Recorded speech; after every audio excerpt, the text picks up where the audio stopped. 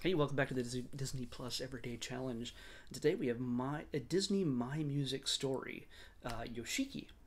And now this is very much a Japanese produced, Disney Japan produced vehicle, it seems, because it is fully in Japanese. It doesn't give you any subtitles unless you turn them on. So I'll tell you right now, if you're watching this or there's two others that are like this called My Music Story, there's probably more on the way. Um, if you watch these, you don't speak Japanese, you're going to want to turn on the subtitles, the English subtitles, of course, if you know if you want to see English. I don't know if there are any other types of subtitles for this. I didn't see anything listed, at least not for this one. So anyway, this is a music documentary, about 47 minutes long. It's from 2020, so it's really new. It's like in the last year or so, and it just tells the story of music legend icon Yoshiki. And you might say, well, I don't know who he is, like I did. Um, I've listened to my share of Japanese rock music and things like that. And he, by the way, is not just a rock musician, but he's a classical musician. He was raised to learn music and play piano and everything else. He's a highly skilled pianist, but he also is a rock drummer for a rock band called X Japan, not X from Los Angeles, but X Japan. I think they found out later on because they called themselves X originally, and they realized, oh wait, there's a band in the United States called X. Can't call ourselves that.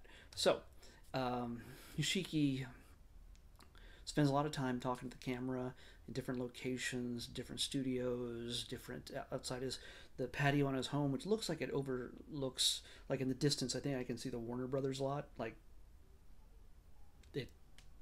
it, that's what it seems like it. Anyway, so I pretty much know where he lives now because of where he was shooting on his patio. Um, yes, even though some of us Americans may not know who he is a rock star legend around the world. There's footage of his band performing everywhere, just everywhere, uh, every continent except Antarctica probably. But he is a big rock star, and he talks about what inspires him musically, and he talks about a lot of the tragedies that also inspired him as well. He lost his father at a young age, and he lost one of his band members at one point. So he seems like a kind of a sad, sometimes lonely guy. Uh, he, he's yeah, he just seems he's kind of emo in a little bit. Not that's not.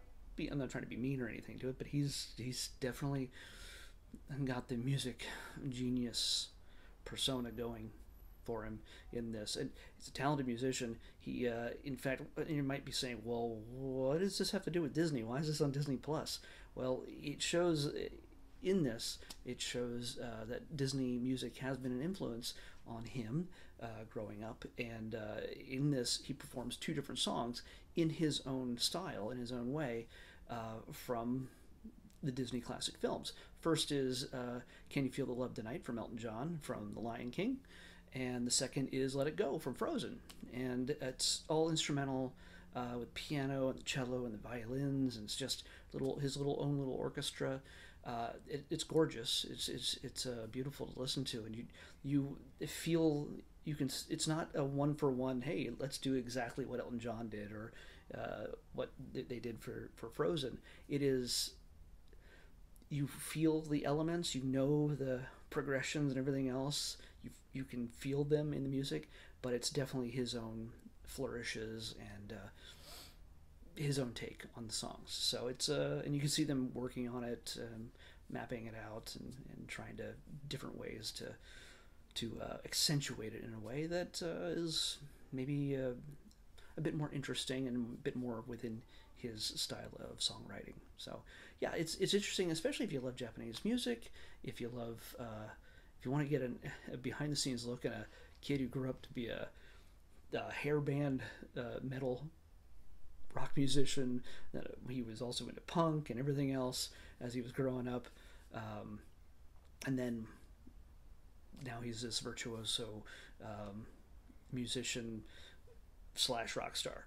So it's a really interesting combination that you just don't usually get with a lot of musicians. So it's interesting. Yoshiki is the name, and you might want to check him out when you get a chance on Disney Plus. There are two other ones. I can't remember the other ones. One of them is Perfume, but those will, when they show up, I'll make sure that we watch them. Of course, it has to be selected randomly before we do. So, speaking of which, let's pick tomorrow's episode. 482. All right, 482. 482.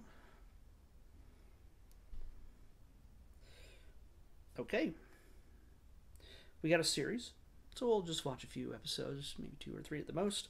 But this is one of the longest names you're going to get out of a Disney Plus show. It is the Super Robot Monkey Team Hyperforce Go. Yeah. You know what that is. So yeah, animated series. What else is that going to be? I mean, I know what it is, but I'm just saying, with a name like that, Super Robot Monkey Team Hyperforce Go, it can't help but be animated. Even live action, it would have to be animated. Anyway, that's what we're watching next in the Disney Plus Everyday Challenge. I'll see you back here tomorrow. Bye.